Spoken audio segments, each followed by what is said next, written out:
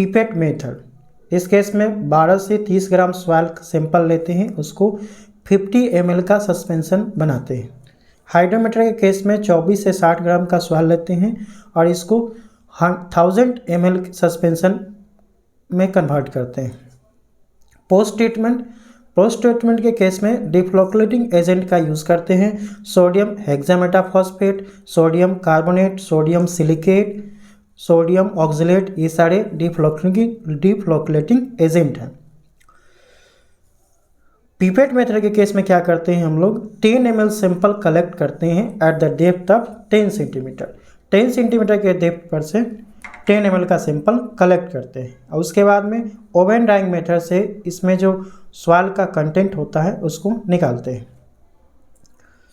Size of particles का बात करते हैं तो साइज ऑफ पार्टिकल्स इस फार्मूला से निकाल सकते हैं। यहाँ पे डी जो साइज ऑफ पार्टिकल्स हैं, ये एच ई, जिस हाइट पे सैंपल कलेक्ट करते हैं वो एच ई होता है, मतलब इस केस में 10 सेंटीमीटर है। टाइम, जिस टाइम पे सैंपल कलेक्ट करते हैं वो टाइम होता है। परसेंटेज फाइनल का बात करें तो md/vp, तो ओवन ड्राइंग के बाद जो मास आता है उसको md बोलते हैं, और vp मतलब वॉल्यूम ऑफ पीपेट। m ये टोटल मास जो होता है, जो कि इनिशियली सस्पेंशन को प्रिपेयर करने के लिए जो टोटल मास यूज़ करते हैं m होता है, ये टोटल वॉल्यूम होता है इंटू 100। तो ये परसेंटेज फाइनल इस फार्मूला से निकाल सकते हैं बाय द पीपेट मेथड। अगर डिफ्लोक्लेटिंग एजेंट्स जो होते हैं उसके मास को अगर कंसीडर करेंगे तो उस केस में m' भी माइनस कर देंगे, इस टर्म में m' भी माइनस कर देंगे, तब परसेंटेज फाइनल निकालेंगे। हाइड्रोमीटर, तो हाइड्रोमीटर से क्या करते हैं हम लोग, डेंसिटी और स्पेसिफिक ग्रेविटी निकालते हैं सॉइल सस्पेंशन का। तो सॉइल सस्पेंशन का अगर स्पेसिफिक ग्रेविटी निकालना है तो हाइड्रोमीटर का यूज़ करते हैं हम लोग। हाइड्रोमीटर के केस में सॉइल सस्पेंशन का जो डेंसिटी होता है 1 + RH/1000, या ये स्पेसिफिक ग्रेविटी जो होता है 1 + RH/1000 होता है। ये कंसीडर किया जाता है कि जो हाइड्रोमीटर जो है ना, हाइड्रोमीटर का जो बल्ब होता है और बल्ब के सेंटर से के बिलो जो वॉल्यूम होता है, ये हाइड्रोमीटर के टोटल वॉल्यूम से हाफ होता है। हाइड्रोमीटर के केस में रीडिंग जो होता है ना, डाउनवर्ड इंक्रीज करता है। इस केस में जो सैम्पलिंग डेप्थ होता है वो वेरी करता है। एक्चुअली पीपेट मेथड के केस में सैम्पलिंग डेप्थ कांस्टेंट होता है, लेकिन हाइड्रोमीटर के केस में सैम्पलिंग डेप्थ का चेंज होता है। H1 + H/2 - VH/2 AJ होता है। डायमीटर मतलब साइज ऑफ पार्टिकल्स यहाँ से निकाल सकते हैं हम।